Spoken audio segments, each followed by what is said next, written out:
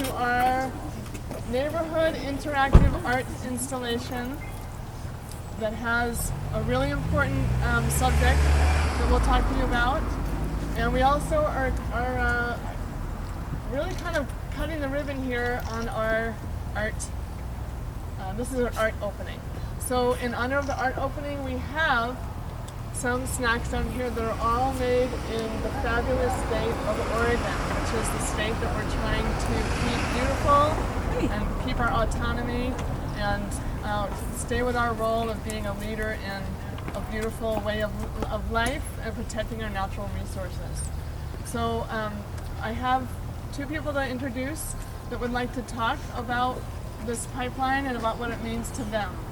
Let's see. Let me start with you since you're... Okay, we're going to start with Xiuhtezcatl Martinez, who has just come to us from Boulder, Colorado, where he's fighting fracking. Yay! And he'll tell you about what's going to be in this pipeline and where it comes from. He's a 14-year-old indigenous hip-hop artist from Boulder, Colorado, and he'll tell you more about himself. Xiuhtezcatl. Cool. All right. Hey, everybody. Hey. My name is Xiuhtezcatl. I'm 14. I'm from Boulder, Colorado. And so the huge problem that we're seeing in Boulder is actually the extraction of natural gas. And the last probably 10 or 20 years is when it's really been exploding. And it's just amazing to see the amount of I'm talking to people at the same time. That's hard. So pretty much what we've seen in the last 10 to 20 years is the massive industrialization of our state.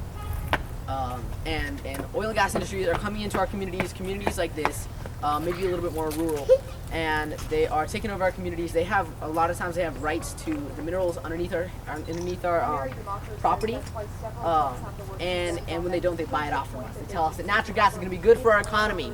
Natural gas is going to be good for the people. It's going to be good, and it's going to improve our livelihood and our way of life, and it's going to improve the state of our community. And those are the lies that they will tell us so that they can sell us their fracked gas. And it's just amazing to see the negative impacts that it has happened and that it's having on communities all across the country, all over the planet.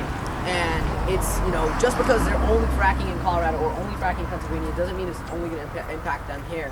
As we see, they want to make as much money as they can, as fast as they can, right?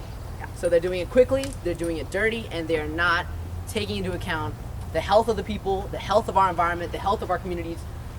They are pretty much doing everything that they can to make as much money as quickly as they can. And they're exporting it through communities like this without thinking about the people. Yeah. And when you think about who came together to make this, to build this, it didn't come from politicians. They're not protecting us. There's no such thing as safe fracking. There's no possible way in which you can safely extract natural gas out of the ground. That's a fact. And if you ask real scientists, they will tell you the same. That it'll adversely impact the air, adversely impact the water. I've worked in communities where kids have nosebleeds all the time. They get migraine headaches. They don't know why. Because their school is 88 feet from a natural gas well. Because their home is 100 feet from a fracking well pad. And these are the kind of individuals that are paying for this industry's industrialization of our states, of our communities, and of our property. And it's amazing to see that we are paying the price, so we are going to be the ones that are standing up. So politicians are not going to stand up for us. We are doing everything that we can to push them in the right direction, to tell them that we need to ban fracking in whatever measure that it's going to take. And so this movement is coming from the people. This is coming from parents, from artists, from visionaries, from solutionaries. This is what we see when people come together, when they realize that we might be 20 people, we might be 40 people, we might be one community. And to the rest of the world, that might not look like a lot if we disappear. It might not look like a lot. But the impact that we can have is enormous if we can come together as a community. And I think we can see that here. And I think it's amazing to see what people can do when we come together. In Colorado, the most amazing movement against fracking has come together. We have hundreds of thousands of people around Colorado that are fighting to protect the lives of this generation, fighting to protect the planet and the wealth and the health of Colorado for future generations to come. And if we look at it in the long term as well, they say that burning natural gas, that using natural gas as energy is more sustainable than using coal and oil for climate change. And so if we want to look at that, methane is 70 to 100 times more potent of a greenhouse gas over a 20-year period than carbon dioxide. So if we continue to extract natural gas at the rate that we are, in Colorado they want to drill another 100,000 wells, adding on to the 135,000 or so wells that they have already drilled. They want to add another 100,000. And that gas is going to go through this community. And so if we continue to drill and frack at the rate that we are, it's going to impact our communities, as I've already said, but it's also going to impact the atmosphere. It's going to impact climate change. So, you know, I'm talking to you guys. I'm here from Boulder, Colorado, where we just had like the hugest snowstorm. I've been out skiing like every weekend with my buddies. And then I come here and it's like 60 degrees, 50 degrees. I'm like, it's so nice. You guys, well, not really, because it's not supposed to be this warm. And we might enjoy it now, but as it escalates and as we continue adding more carbon dioxide into our atmosphere, as we continue to extract and destroy and tear apart our planet for the resources, we're going to see more and more negative impacts all over the world. Maybe first world countries won't be as impacted as everywhere else. You know, in Colorado, we had the worst flood in our history in 2013. And, you know, maybe it didn't seem that big of a deal for a lot of people. Flood in my basement. And I know a lot of friends that lost their homes to the flood. But because we have money, because we live in a first world country, it's easy to respond. But if you look at other parts of the world, when they're hit like with a flood like that, it's going to take them years to bounce back. And so with this issue, with this pipeline, with this unsustainable form of extracting energy from our planet, extracting fossil fuels from our planet, the future of energy is not down a hole. We got to look up. We gotta look into the sky.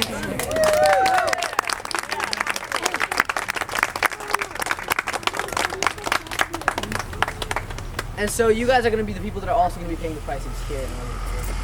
It's a lot of times we don't really see how big the impact is until it's at our front door, and there's literally a pipeline through your front doors right now. And it's amazing to see how you guys are standing up to take action, because the solutions are going to come from the people, because it's the people that are going to be most impacted. You as citizens of here in Eugene are going to be impacted by this problem, so let's stop it before it gets here. And you guys are all doing your part just by being here, so thank you all. Yay. It's an honor to be here.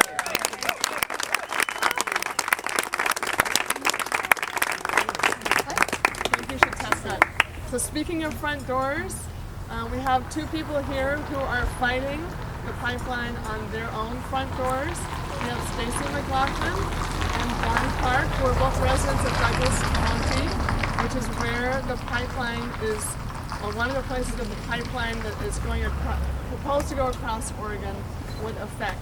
So I will turn you over to Stacey to tell you about her experience with Verison and officials. Thank you very much. I appreciate this. I want to really thank this neighborhood, and I want to thank Mary Yeah. for stepping up.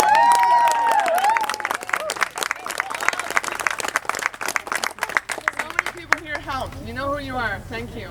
This can be a very lonely battle when you live alone in rural Oregon, and you don't think anybody's paying attention. And a mega corporation from Canada knocks on your front door and says, hey, wait, guess what? We're going to take your land. We're going to take your land and we're going to put a 36-inch high-pressure natural gas pipeline through your property, and you can't say no. That's the battle, that's the fight that we have. And he's absolutely right. The fracked gas coming here from the Rockies through Canada and through Colorado has garnered the support of legislators across the West. They are not here to protect us. They are not here standing up from Oregon. Neither are our senators and none of our congressmen. We need them to start paying attention to what's going on. This is not my neighborhood, but the planet is. And it's not just about my backyard, it's about the Earth's backyard. Over a mile of this pipeline is scheduled to go through our property. We will be surrounded by a potential explosion. We have no ability to say no. This gas will be fracked from other parts of this country. What is it saying about our civilization when we are willing to poison our own water supplies? We as individuals, as grassroots individuals, have stepped up and we're saying no.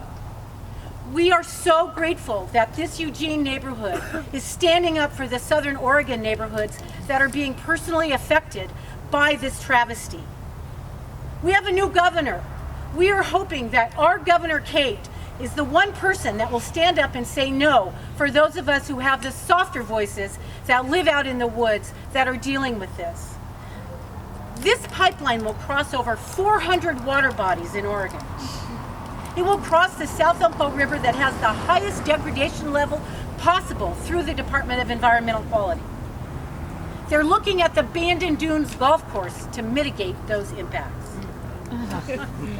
Exactly. What? Tell me. This does not make sense.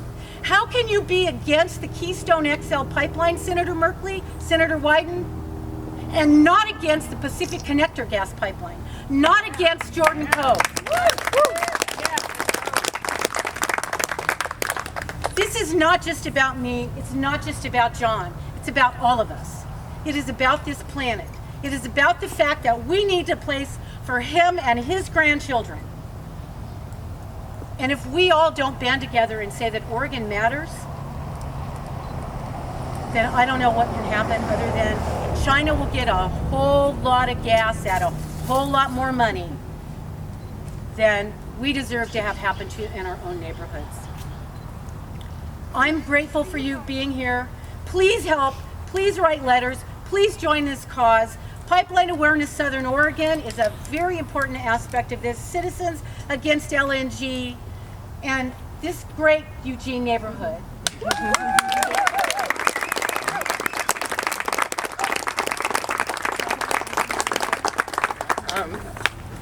We've talked about the pipeline, we've talked about the right-of-way, we've talked about fracking. The Canadian government has given Veresen, the owner of the project, the right to export 1.5 billion cubic feet a day of natural gas. The United States government has given them permission to import 1.5 billion cubic feet of gas a day. This is all scheduled to go out of Coos Bay. Coos Bay is probably one of the prettiest places. Putting this hazardous facility in this area. They're going to build it up 40 feet just so that it gets out of the tsunami inundation zone. But it's in a earthquake subduction zone. Everybody up here knows that. Worst place in the world to put a pipe. You know, the people down there say, we need jobs.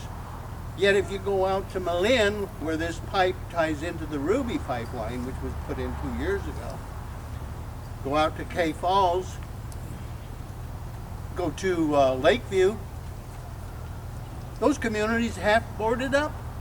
They dump billions of dollars onto that pipeline. So dumping a lot of money doesn't change the economy. They don't have the jobs. So where are we going to get the jobs? It changes the economy for the corporate CEOs and the shareholders of these foreign corporations. How do you mitigate a giant tree? How do you do that? Yet this goes through old growth, goes through 150 miles of forested land. A lot of it public, a lot of it private. I'm a private tree grower. My trees are 50 years old. I have to cut them 20 years, 30 years before they're mature. That's my son's retirement. But I have to do it. I can't say no. The only thing I can do is say, you can't come on my property now. But when FERC issues that certificate, they have the right of eminent domain. And it's a foreign corporation. That's why I'm here.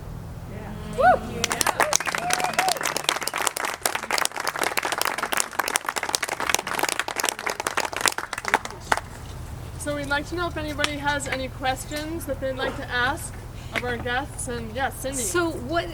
It's a high pressure gas. Is it? 1440 psi. Is it liquid? No, it's not liquid until they're building a generation facility in Coos Bay. Okay, that's 420 megawatts of power. That's a lot of power. Coos Bay uses like about 30, 40 megawatts. And it's all being shipped it turns to Asia. It refrigerates the gas. It takes it down to a minus 260. They can load it on the ships. It'll expand at 600 to 1 when it heats. So they compress it by lowering the temperature. They put, And then and that then makes it becomes a liquefies liquid. it. and that liquefies. And that liquefies it. It'll liquefy at about 160, but they take it down to where it's almost as solid so that there's no pressure. They say it's to help the economy of Southern Oregon, when in reality they are their only customer. They are their only customer. All of the gas coming through the pipeline goes straight to Veresen, then goes straight to the contracts that they have put in place in Asia. And so this fracking stuff, it starts where? Like if it coming right through Oregon, where is it starting? In Colorado? There's fracked gas in Colorado. There's fracked gas coming from the Canadian Rockies. Wyoming and Utah legislators have said, hey, wait a minute, we got to have a place to ship our gas. all this So frack Oregon, you know stuff. what? We're going to sacrifice you, Yeah. just like we're sacrificing our own state. So California said no way. British Columbia said no way. California, Washington, and British Columbia. So Oregon leaders and officials are poised to sell out the West Coast that's been saying, we don't want to be exporting methane gas from our country over to Asia. Yeah. We're not doing it. And now they found this little weak spot Ugh. in Coos Bay, and they're trying to punch through. And Yeah. if they do, it's a disaster for the climate, it's a disaster for Oregon, and it's a disaster for everybody who lives along the route of the pipeline. So yeah, one of the reasons that they have to export is because they're not making a lot of money off of natural gas right now in the United States. Not a lot of profit is being made off of selling natural gas in the United States. So what they have to do is that they have to build pipelines like this, and they have to build huge export places in the Gulf of Mexico. A lot of the gas that is being fracked in Colorado is also being shipped off to Texas and shipped off to Asia. And so I mean, it's amazing because they are.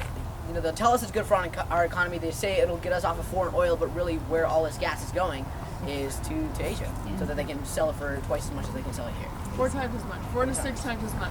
This is where not Yeah, me. because they have billions of customers, that's going to spike up the demand, it's going to spike up all of the prices.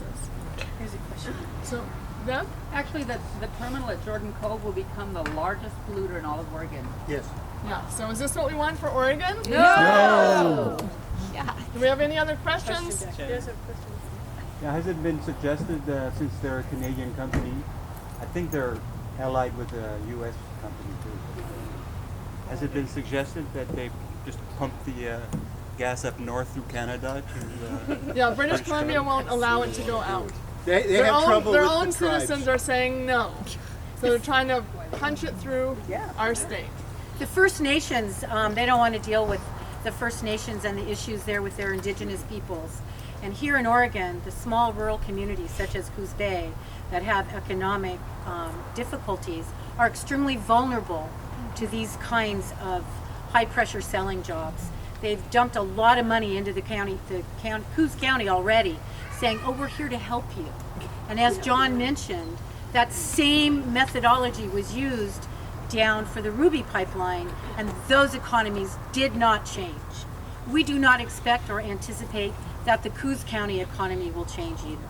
The jobs that they're talking about are very temporary, and my question is, why is everything I've worked for my entire life to have what I have worth more or less than a 2-year job that somebody has from Oklahoma? I don't understand that. I mean, we've owned our property for going on 15 years this year. For 2 years, we literally bent over and picked up trash.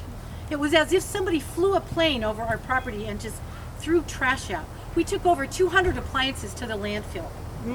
We have invested a lot of our tears and a lot of our blood and sweat into it. And now for someone to be able to come and say, doesn't matter, and take it,